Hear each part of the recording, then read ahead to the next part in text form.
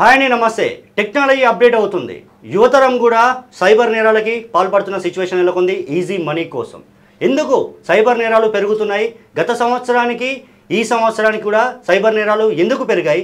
మనతో పాటు మాట్లాడడానికి సైబర్ క్రైమ్ ఏసీపీ గారు ఉన్నారు. వారిని అడిగి తెలుసుకుందాం. సార్ నమస్తే అండి. గుడ్ మార్నింగ్ అండి.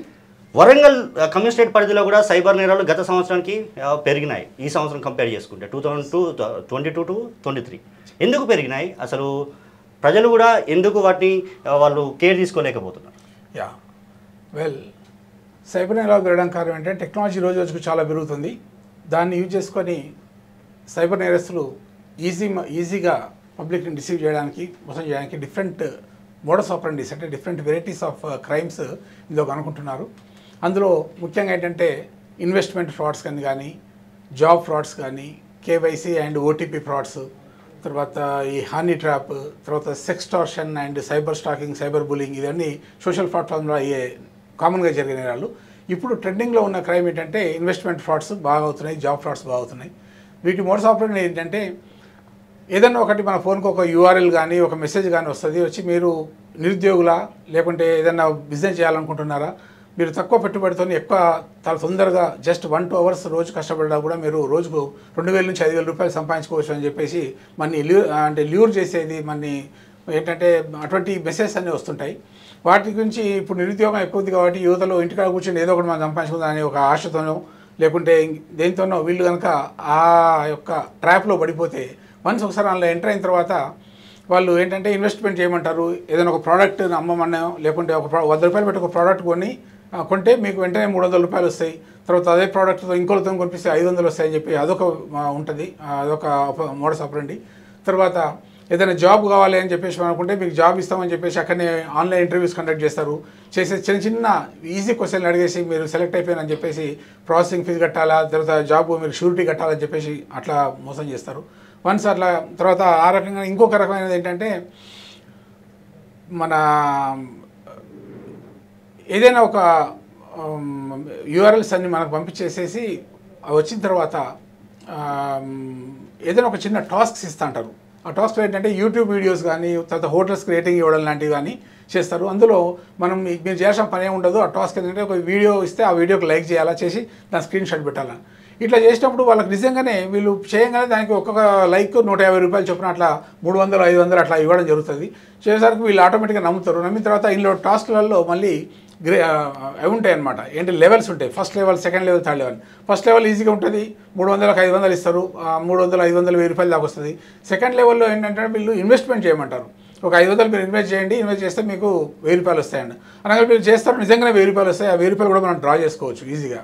దాంతో వీళ్ళకు నమ్మకం కలుగుతుంది. థర్డ్ లెవెల్లో 5,000 ఉంటుంది, మళ్ళీ 4th లెవెల్, 5th లెవెల్లో 10,000, 20,000 అట్లా పెరుగుకుంటూ పోతుంది. అయితే ఇప్పుడు ఈ 5,000 ఇచ్చినప్పుడు వాడు 15,000 రూపాయలు మనకు వస్తాయి. కానీ ఇంతకుముందు మనం 1000 రూపాయలు డ్రా చేసుకున్నట్టు ఇది డ్రా చేసుకోలేము. మనకు స్క్రీన్ మీద డిస్ప్లే అవుతుంటుంది నీ అకౌంట్లో పడ్డట్టు పైసలు. బట్ ఇవి డ్రా చేసుకోవడానికి వీలు కాదు. వీలు కాకపోయేసరికి మనం పరిచయం అయిపోతే మళ్ళీ వాళ్ళకి ఫోన్ చేస్తాం.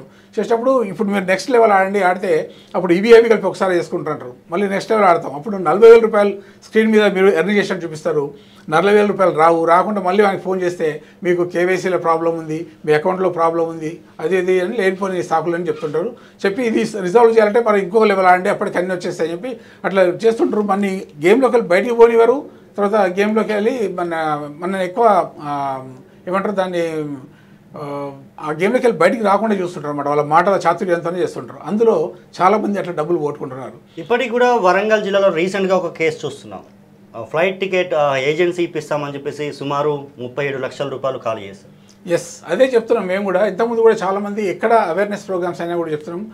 ఆన్లైన్లో వచ్చే బిజినెస్ డీల్స్ కానీ తర్వాత ఆన్లైన్లో చేసేది అంటే ఒక వ్యక్తితో పర్సనల్గా మనం దగ్గర ముందు కూర్చొని మాట్లాడి చేసిన డీల్ వేరే తిరిగి ఉంటుంది, ఆన్లైన్లో చేసే డీల్ ఉంటుంది. ఆన్లైన్లో చేసేవన్నీ కూడా 90% ఫ్రాడ్స్టర్స్ అయి ఉంటారు, ఫ్రాడ్ చేయడానికి అవకాశం ఉంటుంది.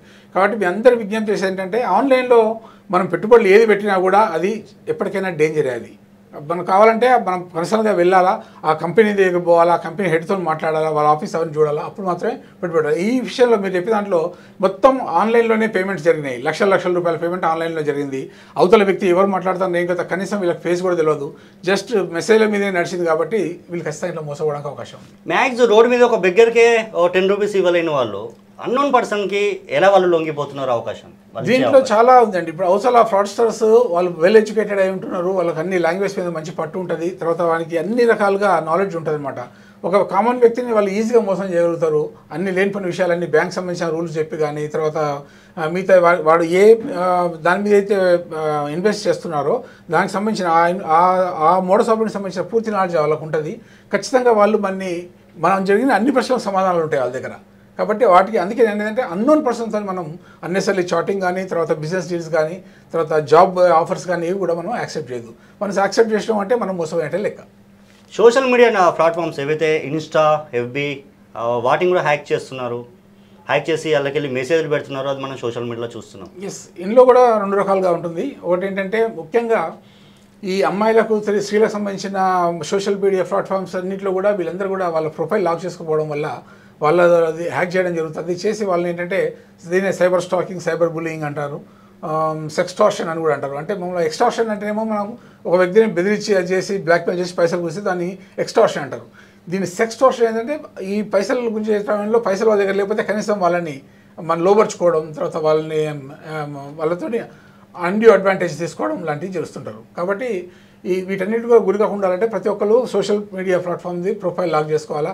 అన్నెసరీ పర్సన్స్తో ఎవరితో కూడా, అంటే అన్నోన్ పర్సన్స్తో సోషల్ మీడియాలో పరిచయం వాళ్ళతో ఎవరితో కూడా పర్సనల్ ఇన్ఫర్మేషన్ రివీల్ చేయొద్దు. తర్వాత వాళ్ళతో అన్నెసరీ చాటింగ్ అసలే చేయకూడదు. మన పర్సనల్ ఇన్ఫర్మేషన్ కానీ, బ్యాంక్ ఇన్ఫర్మేషన్ కానీ, ఫ్యామిలీ ఇన్ఫర్మేషన్ కానీ ఏది కూడా వాళ్ళకి ఇవ్వకుండా ఉంటే ఖచ్చితంగా మనం ఈ సైబర్ ఫ్రాడ్ నుంచి బయటపడవచ్చు.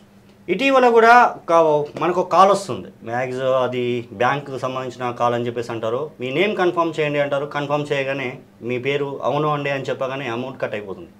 అది ఎట్లా కట్ అవుతుంది? ఎస్, అంటే ఈ విషయంలో ఎట్లా అంటే ఒకటి పేరు చెప్తే కాదు, మామూలుగా మనకు బ్యాంక్ నుంచి ఫోన్ వస్తుంది, నేను బ్యాంక్ మేనేజర్ని మాట్లాడుతున్నాను అని చెప్తారు. మాట్లాడుతుంది మన అకౌంట్ వివరాలు, తర్వాత మన పేరు, మన ఇంటి పేరు, అడ్రస్ అంతా కూడా చెప్తాడు.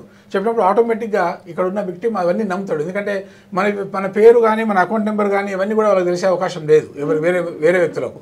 అట్లా అనుకుంటారు. మనం బ్యాంక్ మేనేజర్ కాబట్టి బ్యాంక్ ముందు చూసి చెప్తున్నాడు ఏమో అని ఉంటారు అనుకొని బ్యాంక్ అప్పుడు వాళ్ళు మీ కేవైసీ ప్రాబ్లం వచ్చింది కాబట్టి ఖచ్చితంగా దాన్ని అప్డేట్ చేసుకోవాలి, అప్డేట్ చేసుకోకపోతే మీ అకౌంట్ ఆగిపోద్ది, మీ ఏటీఎం ఆగిపోద్ది, మీ ట్రాన్సాక్షన్ చేయడానికి వీల్లేదు అని చెప్పేసి లేనిపోయిన మాటలు చెప్తారు. చెప్పినప్పుడు వీళ్ళు ఆటోమేటిక్గా వెంటనే భయం అవుతుంది. మనం బ్యాంక్ దాకా పోయి చేసేంత ఇవాళ రేపు బిజీ లైఫ్, పర్సనల్గా పోయి చేసేంత టైం ఎవరికి ఉండట్లేదు. దాంతో ఏంటంటే ఫోన్లో వచ్చింది అరే బ్యాంక్ మేనేజర్ మాట్లాడుతున్న ఉద్దేశంతో వాళ్ళు చెప్తారు. చెప్పినాక వాళ్ళు ఆటోమేటిక్గా మన అకౌంట్ నెంబర్ చెప్పేసరికి వాళ్ళు ఏదంటే అది అంటే ఓటీపీ వస్తుంది చెప్పగానే అకౌంట్ నెంబర్ మీకు ఓటీపీ వస్తుంది చెప్పండి, చెప్తే మేము ఇక్కడ కేవైసీ కరెక్ట్ చేస్తామని చెప్తారు. ఆ ఓటీపీ చెప్పగానే వెంటనే మన అకౌంట్ ఖాళీ అయ్యే అవకాశం ఉంటుంది. ఈవెన్ ఇప్పుడు ఆన్లైన్ షాపింగ్ చేస్తుంటారు, ఈ క్రెడిట్ కార్డు కానీ డెబిట్ కార్డు కానీ సేవ్ చేసి పెడతారు. వాళ్ళు సేవ్ చేయడం పెట్టడం కూడా అది డేంజరే అంటున్నారు, నిజమేనండి? ఏదో ఆన్లైన్లో ఏదైనా బట్టలు కానీ షూ ఏదైనా ఒక ప్లాట్ఫామ్స్ ఇంతకుముందు ఏంటంటే ఇన్ఫర్మేషన్ వాళ్ళు గ్యాదర్ చేశారంటే మనం ఏదైనా ఆన్లైన్ షాపింగ్ చేసినప్పుడు అంటే సేవ్ ఆన్లైన్ షాపింగ్ అంటే కొన్ని మంచి కంపెనీస్ దగ్గర ఆన్లైన్ షాపింగ్ చేస్తే పర్వాలేదు. అదే కాదు కొన్ని అన్నోన్ కంపెనీస్ ఉంటాయి, వాళ్ళు ఆన్లైన్ షాపింగ్ చేసినప్పుడు మనం చాలా జాగ్రత్తగా ఉండాలా. ఎందుకంటే మళ్ళీ అన్ని మన వివరాలన్నీ కూడా అందులో నోట్ చేస్తుంటాం మనం ఏది ఆన్లైన్ షాపింగ్ చేసినప్పుడు. అలా మనం ఓటీపీలు కూడా ఒకసారి కొట్టాల్సి వస్తుంది, పిన్ కూడా కొట్టాల్సి వస్తుంది. అది మాలిషియస్ యూఆర్ఎల్స్ ఉన్నాయి, మాలిషియస్ కంపెనీస్ ఏమైనా ఉన్నాయి, ఫేక్ కంపెనీస్ ఉంటే వాళ్ళు అది చేసి పెట్టుకుంటారు ఒక యూఆర్ఎల్ లాంటిది. అదంటే మనం మీరు చేయగలిగింది అంతా వాళ్ళకి తెలిసిపోద్ది, వెంటనే మీ అకౌంట్ ఖాళీ అవుద్ది. కాబట్టి మనం అది చూసేటప్పుడే ఇది కరెక్ట్ కంపెనీకి ఏదో చూసుకున్నప్పుడే మనం చేయాలి. ఎందుకంటే మనం చాలా చూస్తున్నాం, ఈవెన్ బ్యాంక్ సంబంధించిన ఎస్బీఐ కానీ తర్వాత ఉన్న రెప్యూటెడ్ బ్యాంక్స్ అన్నీ కూడా వాటి యొక్క ఫేక్ వెబ్సైట్స్ చాలా ఉన్నాయి. తెలియకుండా చూస్తే సేమ్ అదే లోగో ఉంటుంది, ఎవ్రీథింగ్ అదే ఉంటుంది, బట్ అది ఫేక్ వెబ్సైట్ అయి ఉంటుంది. కాబట్టి అందులో పోయిన చాలామంది అట్లా మోసపోతున్నారు. కాబట్టి అవి చూసుకొని ఎప్పుడైనా ఏ బ్యాంకులు కూడా మనకు సంబంధించిన ఓటీపీలు కానీ తర్వాత మనకు సంబంధించిన ఏ విషయం కూడా వాళ్ళు బ్యాంకులో ఆన్లైన్లో అడగరు. అది గుర్తుపెట్టుకోవాలి. మనం ఏదైనా అవసరం పర్సనల్గా పోయి చేసుకోవడం చాలా ఉత్తమం. ఇటీవల మీరు ఇది ఒక కేసు చాలా కాంప్లికేటెడ్గా అయిన కేసు ఏదన్నా మీకు తెలిసిందేమన్నా? కాంప్లికేటెడ్గా తెలిసిందంటే నిన్న ఒకటి మన దగ్గర 61 lakhs ఫ్రాడ్ జరిగింది. అందులో ఏంటంటే ఒక వ్యక్తి ఆయన వైఫ్ ఉండదు, ఒక మ్యాట్రిమోనీలో పోయి ఆయన జస్ట్ అందులో లాగిన్ అయిపోతాడు మ్యాట్రిమోనీలో. అందులో ఒక యూకే నుండి ఒక లేడీ పరిచయం అయింది, ఆయనకు ప్రియా అని పేరు చెప్పుకొని పరిచయం అవుద్ది. పరిచయం అయిన తర్వాత ఇద్దరికి చాటింగ్ నడుస్తుంది. ఆయనకి వైఫ్ లేదు, ఆమెకు హస్బెండ్ లేడు, మనం చేసుకుందామని మాట్లాడుకుంటాం, మ్యారేజ్ చేసుకుందామని ఒకరి గురించి ఒకరు చేసుకో. ఈ టైంలో మీరు ఏం చేస్తారంటే నేను బిజినెస్ చేస్తాను, ఆన్లైన్ బిజినెస్ అని అవతల ఆమె చెప్తుంది.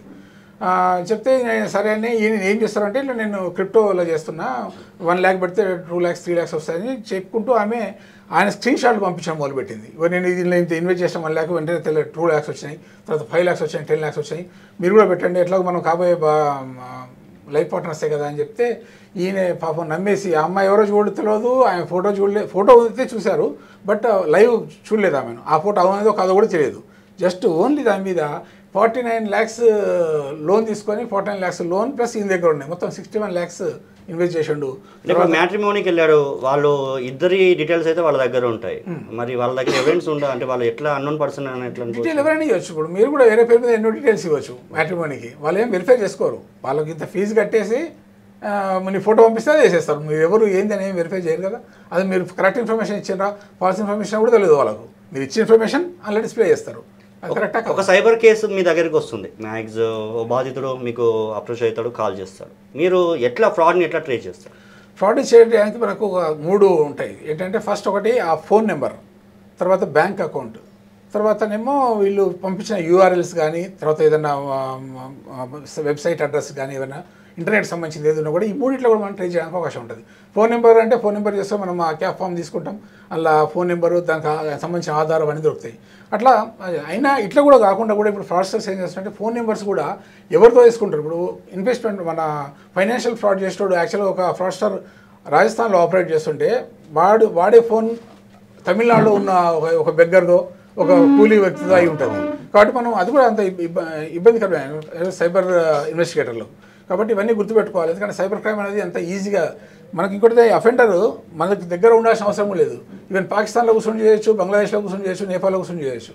కాబట్టి మనం ఏంటంటే ఇంతకుముందు మేము చెప్పిన టిప్స్ ప్రకారం ఏంటంటే అన్నోన్ అఫెండర్స్తో మనం డీల్ పెట్టుకోకపోవడం, ఏదైనా కొద్దిగా జాగ్రత్తగా చూసుకోవడం, వెబ్సైట్స్ అన్ని కరెక్ట్ ఉన్నాయా లేదా, మనం ఏదైనా వెబ్సైట్లో ఏదైనా పని చేసుకుందాం అనుకున్నా, ఏదైనా బ్యాంక్ సంబంధించింది కానీ, లేకపోతే ఏదైనా కంపెనీలకు సంబంధించినవి కానీ, లేకపోతే ఏదైనా షాపింగ్ చేసేదాన్ని కూడా, షాపింగ్స్లో కూడా చాలా వెబ్సైట్స్ షాపింగ్ సంబంధించి కూడా ఫేక్ ఉంటున్నాయి. అవి మనం కరెక్ట్గా కాదు ఒకసారి చెక్ చేసుకున్న తర్వాతనే మనం అందులో ఎంటర్ అయితే మంచిది. ఒకవేళ మీరు లొకేషన్ ట్రై చేసిన ఫ్రాడ్ని మీరు ఐడెంటిఫై చేసినప్పుడు ఎక్కువ కాల్స్ కానీ ఇట్లాంటి సైబర్ క్రైమ్ ఎక్కడ జరుగుతుంది, ఏ లొకేషన్? ఇప్పుడు ఎక్కువ సైబర్ క్రైమ్ మనకు నార్త్ సైడ్ ఎక్కువ జరుగుతుంది. ఇప్పుడు సౌత్ కేరళ, తర్వాత తమిళనాడు కూడా ఉంది, కానీ నార్త్ సైడ్ ఎక్కువ ఉంది. ఢిల్లీ, రాజస్థాన్, ఉత్తరప్రదేశ్, తర్వాత ఛత్తీస్గఢ్, తర్వాత జార్ఖండ్, ఈ ఏరియాలో చాలా సైబర్ ఉన్నాయి. చాలా యూత్ అందరూ కూడా పల్లెటూరులో వండుకుంటూ ఫోన్లు పట్టుకొని సైబర్స్ చేస్తున్నారు. మనం చాలా కేసెస్ హైదరాబాద్ సిసిపిఎస్ వాళ్ళు, తర్వాత సైబరాబాద్ సిపిపిఎస్ వాళ్ళు కూడా చాలా మందిని పట్టుకొచ్చారు. తర్వాత మనకి ఇంకోటి అద్భుతమైన విషయం ఏంటంటే సైక్యాప్స్ అని ఒక టూల్ ఉంది మన దగ్గర. అందులో అయిన ప్రతి సైబర్ క్రైమ్ని కూడా అప్లోడ్ చేస్తారనమాట, ఇది దేశవ్యాప్తంగా. ఎక్కడ సైబర్ అఫెండర్ని పట్టుకున్నా కూడా అది మొత్తం ఇండియా అంతా రిఫ్లెక్ట్ అవుద్ది. వాడు మన దగ్గర ఉన్న కేసులు ఉన్నాయో చూసుకొని మనం పోయి వాళ్ళని తెచ్చుకోవచ్చు. అందుకని ఎవరు సైబర్ అఫెండర్లు దొరికిండ్రు అంటే మనం అన్ని కేసుల్లో వేసేస్తాం మనం ఆయన. అదొక అద్భుతమైన టూల్. అంటే రోజు రోజుకి టెక్నాలజీ డెవలప్ అవుతుంది. అట్లా డెవలప్ చేసేసి ఇంకా ముందు కూడా ఇంకా సైబర్ అఫెండర్ని కట్టడి చేసే చాలా యాప్స్ కానీ, చాలా టూల్స్ కానీ మన వాళ్ళు తయారు చేస్తున్నారు పోలీస్. ఈవెన్ మీ టెక్నాలజీ అడ్వాన్స్గా ఉందా, సైబర్ నేరగాళ్ళది టెక్నాలజీ అడ్వాన్స్గా ఉందా? అంటే ఇలా అడ్వాన్స్ అని కాదు, నేరగాళ్ళు కొత్త ఇన్వెంట్ చేస్తుంటారు. ఇప్పుడు మనం ఒక నేరగాడు ఒక మోడస్ ఆపరెండి చేస్తే మనం ఆ మోడస్ ఆపరెండికి ఏం చేస్తే మనం దాన్ని తగ్గించగలదు అనేది మనం ఆలోచిస్తాం. అట్లా వాళ్ళు కొద్దిగా తెలివిగానే ఆలోచిస్తారు మనం, ఎందుకంటే సైబర్ కొత్త ట్రిక్స్, కొత్త మోడస్ ఆపరెండిస్ వాళ్ళు కనిపెట్టేసి దాని దగ్గర చేస్తాం. మన దగ్గర నుంచి తెలుసుకున్న తర్వాతనే మనకు తెలుస్తుంది అనమాట. మనం ముందే యాంటిసిపేట్ చేయలేకపోతున్నాం. ఇంతకుముందు మామూలుగా జాబ్ ఫ్రాడ్స్ అది అనుకున్నాం. ఇప్పుడు మనం ఇన్కమ్ ట్యాక్స్ బిల్లు కట్టమన్నా, ఈవెన్ కరోనాలో మనము ఏమంటారు దాన్ని రిజిస్టర్ చేసుకుంటాం చూడండి, అది వ్యాక్సిన్ సంబంధించింది, అందులో కూడా సైబర్ ఫ్రాడ్ ఎంక్వైరీ వాళ్ళు అయిపోయి వాళ్ళ దగ్గర నుంచి కూడా వాళ్ళ అకౌంట్లు ఖాళీ చేసిన కేసులు చూసినాం కోవిడ్ పేరు మీద కూడా. కాబట్టి అట్లా వాళ్ళకు సైబర్ అఫెండర్లకు ఏది అనర్హం కాదు, ఏది వచ్చినా కూడా దాన్ని సైబర్ అఫెన్స్గా మలుచుకోవడానికి ఆన్లైన్లో చేసే పనులన్నీ ఏది కూడా ఈజీ, చాలా అది అన్నీ అదే ఉంటుంది. బట్ డిఫరెంట్ వాళ్ళు ఏంటంటే మనం ఊహించని వాటిలో ఎంటర్ అవుతున్నారు. హనీ ట్రాప్ ఏమన్నా కొత్తగా వచ్చాయి మన దగ్గర? ఎస్, హనీ ట్రాప్ కూడా హనీ ట్రాప్ అంటే ఇప్పుడు తగ్గింది, అది ఇప్పుడు ట్రెండింగ్లో లేదు. బట్ ఈవెన్ ఆయన చాలామందికి ఇంకా దాని మీద అవగాహన లేదు. హనీ ట్రాప్ కూడా ఇప్పుడు చాలా జరుగుతుంది. అందమైన అమ్మాయిలు వచ్చేసి న్యూడ్గా ఒకసారి వచ్చేసి ముఖ్యంగా యూత్ వాళ్ళని అట్రాక్ట్ చేస్తే వాళ్ళు చేస్తారు. తర్వాత బ్లాక్ మెయిలింగ్ స్టార్ట్ అవుతుంది. కాబట్టి వాళ్ళు రెప్యూటెడ్ పర్సన్స్ని చూసుకుంటారు కొద్దిగా. ఏదైనా మంచి డిపార్ట్మెంట్లో పనిచేసే బ్యాంక్ ఎంప్లాయీస్ లాంటివి చూసుకొని వాళ్ళైతే చాలా ఈజీగా ఉంటారు. తర్వాత రోడ్డు మీద పడతారు, లేకపోతే ప్రాపగండా అయిపోతుంది అన్న భయంతో వాళ్ళు ఎక్కువ అది డబ్బులు ఇవ్వడానికైనా ముందుకు వస్తారు. కాబట్టి అటువంటి వ్యక్తులు చూసుకొని వాళ్ళ ప్రొఫైల్ చూసుకొని చేస్తుంటారు అన్నమాట. ప్రస్తుతం సైబర్ క్రైమ్ ఫ్రాడ్స్ ఎవరైతే ఉన్నారో ఆ ఫ్రాడ్స్ లేటెస్ట్గా వాళ్ళు యూజ్ చేసేది ఏంటి? లేటెస్ట్ అంటే ఇప్పుడు మన దగ్గర రోజు అయ్యేది ఈ ఇన్వెస్ట్మెంట్ ఫ్రాడ్స్ అనేది ఇప్పుడు ట్రెండింగ్లో నడుస్తుంది. చాలా మంది కూడా, ఎందుకంటే మనకు నిరుద్యోగ యువత ఎక్కువ మంది ఉన్నారు, అందరూ డిగ్రీ కంప్లీట్ చేసి ఇంటికాడ ఖాళీగా ఉన్నారు. కాబట్టి వీళ్ళు ఉట్టినే వాళ్ళకు దొరికిపోతున్నారు అనమాట. ఏదో ఒకటి చేద్దామని చెప్పేసి ఆన్లైన్లో పోయేసరికి ఇవన్నీ కూడా లివరకేటివ్ ఉంటాయి. అన్ని చూడంగానే ఎంతో కొంత రోజు సంపాదిస్తాం, ఇంటికాడ ఉట్టుకుంటే వాళ్ళు 2000 5000 ఓన్లీ ఆన్లైన్ పని చేసేది. ఇంకోటి ఏంటంటే కోవిడ్ వచ్చాక వర్క్ ఫ్రమ్ హోమ్ అనే ఒక వర్డ్ బాగా వచ్చేసింది. ఇప్పుడు వాళ్ళు కూడా అదే యూజ్ చేసుకొని మీరు ఇంటికాడ ఉండే పని చేసుకోవచ్చు అనే చేస్తారు. కానీ ఇంటికాడ ఉండే పని చేసుకోవచ్చు కదా, సరే ఒకసారి ట్రై చేద్దామని చేసేసి అందులో ఇరుక్కుపోయిన వాళ్ళు చాలా మంది ఉన్నారు. అంటే ఎంతవరకు నమ్మొచ్చు? మీరు అన్నారు వర్క్ ఫ్రమ్ హోమ్ సంథింగ్, వాళ్ళు ఇంట్లో ఎన్నో హోప్స్ ఉంటాయి. అస్సలు నమ్మొద్దండి. నేను అదే చెప్తున్నా, ఏంటంటే ఆన్లైన్లో వచ్చేటి జాబ్ ఇస్తామన్నా, లేకపోతే ఇన్వెస్ట్మెంట్ చేస్తామన్నా, లేకపోతే ఇంకేదైనా చేద్దామన్నా దాన్ని అస్సలు నమ్మొద్దు. మనం పర్సనల్గా వాళ్ళ ఆఫీస్ ఎక్కడుందో కనుక్కొని, ఇప్పుడు హైదరాబాద్ బేస్డ్ ఆఫీస్ ఉన్నాయి అనుకోండి, పర్సనల్గా విజిట్ చేసే ఆఫీస్ ఉందా లేదా, ఎవరు మనకు జాబ్ ఆఫర్ చేస్తుండే కదా. తర్వాత ఈ బిజినెస్ అనేది మాత్రం అన్ని ఫ్రాడే ఉంటుంది ఖచ్చితంగా. అసలు దాన్ని మనం నమ్మొద్దు, దాన్ని అలా ఎంటరే కావద్దు అసలే. ఇంకా లేటెస్ట్గా మీరు కరెంట్ బిల్ ఏదో సంథింగ్ కాల్స్ వస్తున్నాయని అంటున్నారు. కరెంట్ బిల్లు కానీ, తర్వాత మనకు ప్రాపర్టీ ట్యాక్స్ కానీ, తర్వాత ఇవన్నీ కోవిడ్ రిజిస్ట్రేషన్ లాంటివి, అట్లా ఆన్లైన్ రిజిస్ట్రేషన్లు ఏది ఉన్నా కూడా వాటిని మనం అలా పోయేటప్పుడు కొద్దిగా జాగ్రత్తగా చూసుకోవాలా. కరెక్ట్ వెబ్సైట్లోకి మనం ఎంటర్ అవుతున్నామా లేదా అని చూసుకోవాలి. ఈవెన్ బ్యాంక్స్ కూడా అంతే, ప్రతి బ్యాంకు కూడా ఫేక్ ఉన్నాయి. హోటల్లో రూమ్స్ బుక్ చేయాలన్నా కూడా హోటల్ పేరుకి కూడా ఫేక్ వెబ్సైట్స్ ఉన్నాయి, ఏళ్ళు ఉన్నాయి. ప్రతి ఒక్కరి చూసుకునేటప్పుడు మనం ఖచ్చితంగా ఆ వెబ్సైట్ కరెక్టా కాదా చూసుకోవాలా. దానికి ఒక చిన్న ట్రిక్ ఉంటుంది. ఏంటంటే మామూలుగా మనం ఆ వెబ్సైట్ అడ్రస్ ఉంటుంది కదా, అడ్రస్లో HTTP అని ఉంటుంది. HTTPS అని ఉంటేనే సెక్యూర్ అనమాట. S for secure. అవి ఉన్నాయని కూడా సెక్యూర్. అవి అటువంటి వాటిలోనే మనం అది చూసుకోవాలి. చాలా మంది అది చూడరు, లోగో చూస్తారు. లోగో చూడగానే బ్యాంక్ లోగోనే ఉంటుంది. బట్ అది కాకుండా URL అడ్రస్ చూడాలా. URL అడ్రస్ చూస్తే ఆ అడ్రస్లో మనకు చూస్తుంది, ఎస్ అనే ఉంటే ఎస్ ఈజ్ ఫర్ సెక్యూరిటీ. అది ఉన్న వాటిలో మనం సెక్యూర్గా ఉండొచ్చు. ఒకవేళ సైబర్ నేరగాడు బ్యాంకులోకి వెళ్ళి అమౌంట్ కాల్ చేసిండు, అయిపోయింది, తర్వాత మీకు కాల్ చేస్తారు.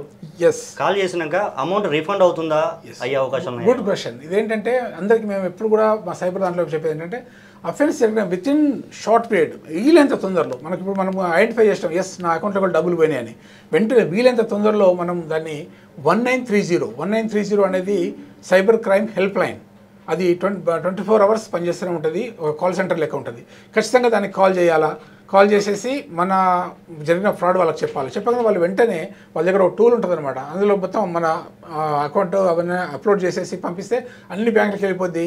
మీ అకౌంట్ మీ డబ్బులు ఫ్రాడ్స్టర్ అకౌంట్లోకి పోయినా కూడా వాటిని వాళ్ళు డ్రా చేసుకోకముందుకే వాటిని అంటే ఫ్రీజ్ చేసే అవకాశం ఉంటుంది అనమాట.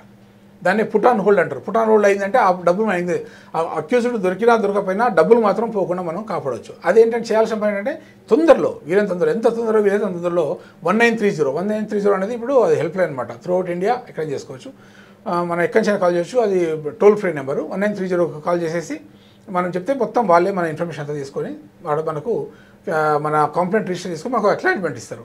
తర్వాత మనం కేసు రిజిస్టర్ చేయాలా వద్దా, మళ్ళీ ఆ అక్నాలెడ్జ్మెంట్ పట్టుకొని ఏ పోలీస్ స్టేషన్ పోయినా కూడా, అంటే మన లోకల్ ఏరియా పోలీస్ స్టేషన్ వాళ్ళు కేసు రిజిస్టర్ చేస్తారు.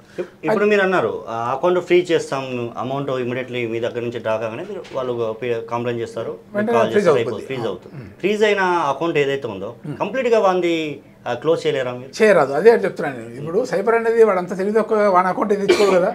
వాళ్ళు ఏం చేస్తారంటే ఈ బెగ్గర్స్, తర్వాత ఫార్మర్స్, రిక్షా కూలీలు, అటువంటి వాళ్ళ అకౌంట్స్ అన్ని కూడా తీసుకుంటారు. వాటి మ్యూల్ అకౌంట్స్ అంటారు. పేదవాళ్ళు చేసుకొని వాళ్ళ అకౌంట్ తీసుకొని వాళ్ళకి ఎంతో కొంత పే చేస్తారు. వాడు ఎక్కడి నుంచి పే చేస్తాడని కూడా మీరు తెలియదు, ఆ మనిషిని చూడరు. అకౌంట్స్ తీసుకుంటారు, దానికి ఏజెంట్ ఉంటారు. అట్లే పట్టుకుంటున్నాం అట్లా కూడా. ఏంటంటే వాళ్ళకి ఏజెంట్ ఉంటాడు, వాడు ఒక ఏరియాలో వాడు ఒక 10 మంది అకౌంట్లు తీసుకొని వీరికి ఎవరికి పంపిస్తారు. ఆ అకౌంట్లో ఆపరేట్ చేసే అది వీళ్ళు ఆ అకౌంట్స్ని వీడు ఆపరేట్ చేస్తుంటాడు. వాళ్ళకి నెలకింత పైసలు పోతుంటాయి, పంపిస్తుంటారు. అట్లా చేస్తుంది. మొన్న ఒక కేసులో మన వాళ్ళు చాలా కష్టపడిపోతే ఆ అకౌంట్ వేరే అకౌంట్ ఉంటే వాడిని పట్టుకుంటే నాకేం తెలుసు సార్, నేను చాలా పేరు చూస్తే వాడు జస్ట్ రిక్షా పుల్లర్ అట్లా కూలీ పని చేసుకుంటారు. కాబట్టి మనం సైబర్ అఫెండర్లు అయితే మనం ఏం చేస్తామంటే, సైబర్ అఫెండర్ను పట్టుకోవడం కొద్దిగా కష్టమే, బట్ ఈ మనీని మాత్రం పోకుండా ఆపడానికి మాత్రం చాలా అవకాశాలు ఉంటాయి మనకు. అది 1 2 3 4 5 లేయర్స్ దాకా. అంటే వీళ్ళు ఏంటంటే యాక్చువల్గా నా దగ్గర నుంచి ఒక 50,000 కొట్టేసాను అనుకోండి, 50,000 కొట్టేయగానే సైబర్ అఫెండర్ దాన్ని ఒకటే అకౌంట్లో పంపించుకోడు, దాని అక్కడి నుంచి 4 5 అకౌంట్స్ 10 వెళ్ళిపోతాయి. లేకుంటే దాంతో వాడు ఆన్లైన్ షాపింగ్ చేస్తాడు, షాపింగ్ చేస్తే అది వేరు, అదే వేరే అకౌంట్లో పడుతుంది. మన ఆ అకౌంట్లో పట్టుకుంటే ఆ అకౌంట్లో వేరే వాళ్ళు ఉంటారు అనమాట. ఒక్కోసారి ఏంటంటే వీడు 20,000 రూపాయలు వస్తూ ఎక్కడ అనుకోండి, అది ఒక బిజినెస్ మ్యాన్ అకౌంట్కి పోతుంది అమౌంట్, పొంగల్ ఆయన కూడా ఫ్రీజ్ అవుద్ది, ఇంకో ట్రాన్సాక్షన్ కూడా ఫ్రీజ్ అవుతుంది. అట్లా 20 లేయర్స్ దాకా ఉంటుంది అనమాట. అట్లా కూడా ఫ్రీజ్ అవుతుంది. ఫ్రీజ్ అయ్యి వాళ్ళు కూడా ఇబ్బంది పడి మన దగ్గరకు వస్తారు తర్వాత, సార్ మా అకౌంట్ ఫ్రీజ్ అయింది అంటే ఏం చేసిండు అంటే చూస్తే ఆ ఫ్రాడ్స్టర్ అకౌంట్ అంటే ఎవరి దగ్గర చేసి పోయిందో ఆ అకౌంట్తో ఈయన షాప్లో ఏదో ఒక వస్తువు పర్చేజ్ చేసినట్టు ఉంటుంది. ఆ అమౌంట్ అయితే వాళ్ళు ట్రాన్స్ఫర్ చేస్తారు కదా, చేసినా కూడా ఆ అకౌంట్ ఫ్రీ. తర్వాత మనం అది వెరిఫై చేసుకొని ఈయన సైబర్ అఫెండర్ కాదు అని మనం నిర్ధారణ చేసుకున్నాక మనం దాన్ని డీఫ్రీజ్ చేపిస్తాం త్రూ కోర్ట్. అట్లా ఇది ప్రస్తుతం మొబైల్ హ్యాక్ అయింది అని ఎలా తెలుసుకోవచ్చు సార్? మొబైల్ హ్యాక్ అయిందంటే ఆ మొబైల్ నీకేం రెస్పాండ్ కాదు, మొత్తం వేరే ఎక్కడి రెస్పాండ్ అవుతుంది. మీరు వాట్సాప్ వాడలేరు, ఈమెయిల్ పోలేరు, ఏం చేయలేరు అందులో. అప్పుడు హ్యాక్ అయినట్టు తెలిసిపోతుంటుంది. వేరే మెసేజ్ వస్తుంటాయి, నీకు ఫోన్ టిప్స్ పిక్స్ వస్తుంటాయి, అప్పుడు అది హ్యాక్ అయినట్టు లెక్క. మీరేం దాంతో చేయలేరు. మీరేమి అంటే మ్యాక్సిమం మాట్లాడుకునే కాల్స్ కానీ డీటెయిల్స్ కంప్లీట్గా వాళ్ళ చేతిలోకి కాల్స్ కూడా అందిపోతాయి. మీరు ఏం చేసినా కూడా అక్కడ తెలిసిపోతారు, హ్యాక్ అయినట్టు లెక్క అది. అంటే ఖచ్చితంగా ఎవరైతే మోసపోతారో వాళ్ళు ఇమీడియట్లీ మిమ్మల్ని సంప్రదిస్తే తప్ప దీనికి సొల్యూషన్ లేదు. వాళ్ళందరూ వాళ్ళు ఏం చేయలేరు కదా. ఇప్పుడు మామూలుగా అందరూ కూడా మామూలుగా ఇలా సైబర్ మన దగ్గర చాలా రకాల టూల్స్ ఉంటాయి, మనం అది కనిపెట్టడానికి, తర్వాత వాటిని స్టాప్ చేయడానికి, తర్వాత మనకు వాళ్ళతో ఎంఓయూ ఉంటుంది ఎవరికి సర్వీస్ ప్రొవైడర్స్తో. మనం మన దగ్గర నుంచి ఉన్న టూల్కి వాళ్ళు పోతేనే వాళ్ళు ఆపేస్తారు అవన్నీ. బట్ మీరు పోయి డైరెక్ట్ సర్వీస్ ప్రొవైడర్కి పోయి సార్ నాది అయింది ఆపండి అంటే ఆపరు కదా. కాబట్టి పోలీస్ ద్వారా పోతే అవి స్టాప్ చేయొచ్చు మనం. తర్వాత హ్యాక్ అయిందని మన దగ్గర ఉన్న టూల్స్ ద్వారా వాళ్ళకెళ్ళి మ్యాలిషియస్ వేర్ ఏదైనా ఉంటే దాన్ని తీసే ఫెసిలిటీ కూడా ఉంది మనకు. హ్యాక్ మన దగ్గరకు వస్తే మన దాంట్లో కొందరు ఏంటంటే కొన్ని మనం యూఆర్ఎల్ నొక్కితే వేరే సాఫ్ట్వేర్ లేకపోతే వైరస్ అంతా మన దాంట్లో ఇన్స్టాల్ అయి ఉంటుంది, అవన్నీ కూడా క్లీన్ చేసే ఫెసిలిటీస్ మన దగ్గర ఉంటాయి అన్నమాట. ఇందాక లోన్ యాప్స్ అది ఇదని అన్నారు. ఆ లోన్ యాప్లలో వేటిని వాళ్ళు అంటే ఇది మంచిది, ఒక కంపెనీ ఓకే మేము యూజ్ చేసుకోవచ్చు దీన్ని అని? లోన్ యాప్స్ 2 ఉంటాయండి. ఒకటి లోన్ యాప్లో ఒకటి మెయిన్ లోన్ ఇచ్చే యాప్ ఉంటాయి, తర్వాత ఇన్స్టెంట్ లోన్ యాప్స్ అని ఉంటాయి. ఇన్స్టెంట్ లోన్ యాప్ 10,000 లోపు వాళ్ళు ఇస్తుంటారు, అవి చాలా డేంజరు, అది ఎట్టి పరిస్థితుల్లో ఎవరు కూడా దాన్ని పోదు. ఇక మెయిన్గా లోన్ ఇచ్చే యాప్స్ కూడా మనము లోన్ యాప్లో లోన్ తీసుకోకంటే మనం డైరెక్ట్గా బ్యాంక్ వెళ్ళి లోన్ తీసుకోవడం చాలా అవుతాము. లోన్ యాప్లో ఎవరు కూడా ట్రై చేయదు, లోన్ యాప్లో బ్యాంక్ పేరే ఉంటుంది కానీ అది ఫ్రాడ్స్టర్ వెబ్ పేజ్ ఉంటుంది. కాబట్టి లోన్ యాప్ మన ఆన్లైన్ లోన్స్ ఎప్పుడు కూడా ట్రై చేయకపోవడం చాలా ఉత్తమం. ఈవెన్ మొబైల్స్ కూడా దాదాపు మన ప్రతి ఒక్కరి చేతిలో మొబైల్ ఉంది ఇప్పుడు, టెక్నాలజీ అప్డేట్ అయింది కాబట్టి. ఒక యూట్యూబ్ కానీ ఏ ప్లాట్ఫామ్లో కూడా చూసినా ఎలా నేరం చేయాలి అని కొడితే మటుకు అన్నీ వచ్చేటట్టున్నాయి. దాదాపు యూట్యూబ్లో కానీ ఆ నేరం ఎలా చేయాలనేది కూడా చూపిస్తున్నట్టున్నారు వాళ్ళు. అదే కదా ఇప్పుడు ఇలాంటి వీడియోస్ కానీ ఇవి ఎందుకు అరికట్టలేకపోతున్నారు? ఇప్పుడు ఇంటర్నెట్లో మీరు కూడా చూడాలి ఏంటంటే ఇంటర్నెట్ అనేది చాలా పెద్ద వ్యవస్థ అది. దాంట్లో మనం అన్నీ అరికట్టడం కుదరదు. అరికట్టయితే ఇంకో ప్లాట్ఫామ్లో చేస్తాం. ఇప్పుడు ఎన్నో రకాల పోర్న్ సైట్స్ ఉన్నాయి. మేము కూడా అనుకున్నాం పోర్న్ సైట్ అని, కొన్ని వరకే మనం క్లబ్ చేయగలిగినాం. మళ్ళీ చెప్పి చేస్తే ఆ యూఆర్ఎల్ కాకుండా వేరే యూఆర్ఎల్ క్రియేట్ చేసుకొని మళ్ళీ అవుట్ చేస్తా అంటాడు, అది ఎవరు కంట్రోల్లో ఉండదు అనమాట. కాబట్టి ఇప్పుడు అంతే, ఇప్పుడు నేను యూట్యూబ్లో మీరు ఒక ఛానల్ పెట్టుకున్నారు, ఆ ఛానల్లో అన్ని ఫ్రాడ్స్టర్ ఇన్ఫర్మేషన్ ఇస్తున్నారు, దాన్ని మనం ఆఫ్ చేయించినాం, వాడు ఇంకో ఛానల్ పెట్టుకుంటాడు. ఎవరికైనా యాక్సెస్ ఉంది కదా, దాన్ని పూర్తిగా చేయట్లేదు. ఎందుకంటే ఇది ఒక బిజినెస్, అది వాళ్ళు చేస్తున్న బిజినెస్, వాళ్ళు దాంతో వాళ్ళకి చాలా ఆదాయం వస్తుంది ఎవరికి ఆ యూట్యూబ్ రన్ చేసే వాళ్ళకి. కానీ ఎనీ సోషల్ మీడియాకి సంబంధించిన ఏ ప్లాట్ఫామ్ పోయినా వాళ్ళకు దాంతో ఆదాయం ఉన్నది. కాబట్టి కొత్త చేసుకోవడానికి అవకాశం అలానే ఇచ్చేసారు. దాన్ని క్లబ్ చేయడం కొద్దిగా కష్టం చాలా. మీ దృష్టిలో అంటే ఇది కాంప్లికేటెడ్ నావా, అంటే ఇంత స్ట్రెస్ మాకు ఎప్పుడు పడలేదు అనే కేసు ఏదైనా ఉందా? ఇప్పుడు ఫైనాన్షియల్ ఫ్రాడ్స్ అన్నీ కూడా పెద్ద అన్నీ కూడా అవి స్ట్రెస్తో కూడుకున్నాయి, అంత ఈజీ కాదు వాటిని మనం క్రాక్ చేయడం. ఎందుకంటే ఇంతకుముందు నేను చెప్పాను మీకు ఏంటంటే అఫెండర్ ఎక్కడ ఉంటాడో తెలియదు, అఫెండర్ ఎవరో తెలియదు. జస్ట్ మనకు వచ్చిన ఈ లింక్స్ బట్టి, ఐపీ అడ్రస్లు బట్టి, సిడిఆర్స్ని బట్టి మనం వెతుక్కుంటూ దాన్ని చేంజ్ చేయాల్సి ఉంటుంది. లాట్ ఆఫ్ కష్టం ఉంటుంది, ఇలా అంత ఈజీ కాదు. ఇప్పుడు కన్వెన్షనల్ క్రైమ్లో మనకు కొన్ని క్లూస్ ఉంటే ఆ క్లూస్ ద్వారా పట్టుకుంటాం, ఇంట్లో కూడా పట్టుకోవచ్చు. బట్ అఫెండర్ని ఇప్పుడు ముందు మహేష్ బ్యాంక్ ఇన్సిడెంట్ అయింది, 12 కోట్ల రూపాయలు వాళ్ళు మొత్తం బ్యాంక్ అంతా హ్యాక్ చేసి అందులో చాలా లింక్స్ అవన్నీ ఉండే, అందులో మనం జస్ట్ 3 crores మాత్రమే మనం రికవర్ చేయగలిగాం. మిగతా 6 crores 7 crores పోయినాయి. ఎందుకంటే అందులో మెయిన్ అఫెండర్ సింగపూర్లో ఉంటాడు, మనం పట్టుకురావడం కష్టం. అట్లా ఇదే ఈ సైబర్ క్రైమ్లో ఉన్న అది అనమాట. ఎందుకంటే అఫెండర్ వేరే వేరే కంట్రీలో ఉండి కూడా ఆపరేట్ చేస్తారు. అంటే అప్పటివరకు ఫ్రీ చేయలేకపోయినా ఫ్రీ అసలు దాన్ని మనం రికవర్ కూడా చేయలేకపోయాం. ఈ ఓన్లీ ఫోర్ రికవర్ చేసాం. అది చాలా ఫేమస్ కేసు. అది మహేష్ బ్యాంక్ కేసు అంటే మనకు నెట్లో కొట్టినా కూడా వస్తుంది అనమాట. అలా మనం పూర్తి స్థాయిలో చెప్పాం. అది ఛాలెంజింగ్ బట్ చాలా కూడా చేయలేము. అందుకే మేము చెప్పానంటే ఇవన్నీ కూడా మన దగ్గరనే ఉంటుంది. సైబర్ అఫెండర్కి మనం దొరకదా అనేది మనం కొన్ని చాలా తగ్గించుకోవాలి. ఏంటంటే ఇంతకుముందు మేము చెప్పిన పాయింట్స్ అవి అన్నెసరీ వ్యక్తులతో అన్నెసరీ ఉండొద్దు, గ్రీడ్ ఉండొద్దు. తర్వాత మనం కొద్దిగా ఆన్లైన్లో ఏం ట్రాన్సాక్షన్ చేస్తే కొద్దిగా జాగ్రత్త చేయాలి. 1-2 సార్లు వెరిఫై చేసుకొని కరెక్ట్ ఉందా లేదా అన్నప్పుడే మనం ఆ ట్రాన్సాక్షన్స్ అని చేయాలి. ఒకవేళ ఫర్ ఎగ్జాంపుల్ మీ నెంబర్ నుంచి నాకు మెసేజ్ వచ్చింది, మీరే అనుకోని నేను చాటింగ్ చేశాను అనుకో, చేస్తారు. ఎట్లా మరి నేను లాస్ అవుతాను? నా నెంబర్ నుంచి వచ్చినప్పుడు మీరు చూడండి, చూసాక ఆ నెంబర్కు మీరు చాట్ చేస్తున్నారు కదా, మళ్ళీ ఇంకో ఫోన్తో ఆ నెంబర్కి కాల్ చేయాలి. మీరు ఓకే కాల్ చేస్తే అప్పుడు నేను లేపుతా కదా. ఓకే, ఎందుకంటే ఇప్పుడు నా నెంబర్ మీకు డిస్ప్లే అయింది, వాడు వేరే నెంబర్తో చేస్తుంటాడు. అటువంటి ఫెసిలిటీ కూడా ఉంది. బట్ ఆ నెంబర్తో చేస్తే మీరు నాకు చేస్తే నేనే మాట్లాడతా, ఆడు మాట్లాడు ఆ నెంబర్కు. ఇటీవల కూడా కలెక్టర్ గారిది కూడా హ్యాక్ అయినట్టుంది. అదేవిధంగా పొలిటికల్ లీడర్లు మన విహెచ్ కూడా పాపం ఎవరో ఫోన్ చేసి ఆయన కూడా బయటకు వచ్చి చాలా ఈజీ. మనం అలా అకౌంట్స్ హ్యాక్ చేయడం అవన్నీ కూడా చాలా ఈజీ సైబర్ అఫెండర్లకు. బట్ ఆ ఇంకా ఏం చేయాలంటే వెంటనే మనం ఒక మెసేజ్ పెట్టేసుకొని మన ఫ్రెండ్స్ అందరితో కూడా రిపోర్ట్ చేయించాలి. రిపోర్ట్ ఆప్షన్ ఉంటుంది. ఆ రిపోర్ట్ ఆప్షన్లో 20 మెంబర్స్ అండ్ అబోవ్ రిపోర్ట్ చేస్తే ఆ అకౌంట్ ఆటోమేటిక్గా ఫాల్స్ అకౌంట్ క్లోజ్ చేస్తారనమాట. లేదు అంటే మా దగ్గరకు వస్తే కూడా మేము ఇక్కడి నుంచి వాళ్ళకు రిక్వెషన్ పెడతాం సర్వీస్ ప్రొవైడర్స్కి, వాళ్ళకి వాళ్ళు కూడా క్లోజ్ చేస్తారు. ఫేక్ అకౌంట్ త్రూ పోలీస్ వచ్చింది కాబట్టి. ఇప్పుడు ఫ్లైట్ టికెట్ ఏజెన్సీ అని చెప్పేసి నిన్న అన్నారు, దొరికాడా అతను? దొరకరు అంత ఈజీ. ఎట్లా దొరుకుతారు వాళ్ళు? దొరికితే వాడు సైబర్ అఫెండర్ ఎట్లా అవుతారు? అంత ఈజీ కాదు, ఇంకా టైం పడుతుంది అని. దొరుకుతారు మొత్తానికైతే, but takes lot of time. మనం చూడాలా అవి లింక్స్ ఎక్కడ దాకున్నాయి, ఏం కదా, వాళ్ళు ఏమేమి వాడినరు, వాళ్ళ ఐపీ అడ్రస్లు ఏంటి, వాళ్ళ ఫోన్ నెంబర్స్ ఏంటి, వీళ్ళు ఏం చేసినప్పుడు అంతా ఎవిడెన్స్ కలెక్ట్ చేస్తాం. మొన్ననే కదా అయింది. Take some time. ఓకే, ఏం చెప్పబోతున్నారు? ప్రజలు జాగ్రత్తగా ఉండాలంటే వాళ్ళు సైబర్ క్రైమ్ నుంచి ఏం చెప్పబోతున్నారు? ఫైనల్గా అందరికీ నేను చెప్పేది ఏంటంటే, వ్యూవర్స్ అందరికీ కూడా ఖచ్చితంగా మనం జాగ్రత్తగా ఉండాల్సిన అవసరం ఉంది సైబర్ క్రైమ్ విషయంలో. దానికి ఏంటంటే చిన్న చిన్న టిప్స్, ఒక 3-4 టిప్స్ ఉంటాయి. ఏంటంటే మనకు సంబంధించిన ఇన్ఫర్మేషన్ సోషల్ మీడియాలో ఎక్కడ కూడా ఎవరికి రివీల్ చేయొద్దు. అన్నోన్ పర్సన్స్తోని మనం ఎక్కువ చాట్ చేయొద్దు. అన్నోన్ పర్సన్స్ వచ్చిన ఫోన్ కాల్స్ కానీ వీడియో కాల్స్ కానీ ఏమీ అటెండ్ చేయొద్దు. తర్వాత మనకు సంబంధించిన ఇన్ఫర్మేషన్ సోషల్ మీడియాలో అందరూ పెట్టేసుకుంటారు ఇష్టం ఉన్నట్టు, అవి పెట్టొద్దు. తర్వాత మనకు ఖచ్చితంగా మన ప్రొఫైల్స్ని లాక్ చేసుకోవాలా.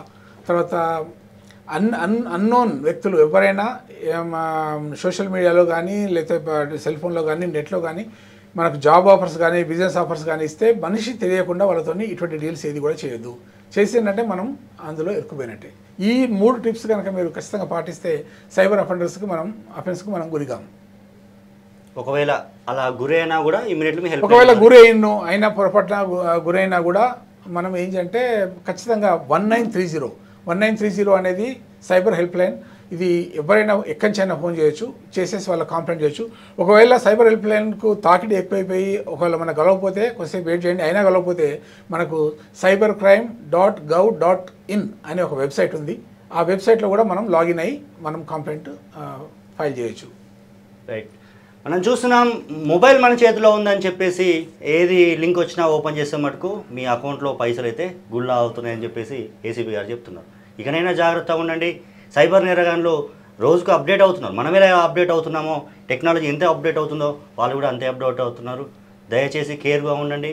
ఎవరు ఏ లింక్ పంపించినా కూడా మీరు ఖచ్చితంగా అది చెక్ చేసుకొని ఓపెన్ చేయాల్సిందైతే ఇప్పుడున్న పరిస్థితుల్లో అయితే కంపల్సరీ. మరో ఇంటర్వ్యూలో మళ్ళీ కలుద్దాం. ఈరోజు ఇది ఇంటర్వ్యూ. నేను మీ యోగి తొలివేలు.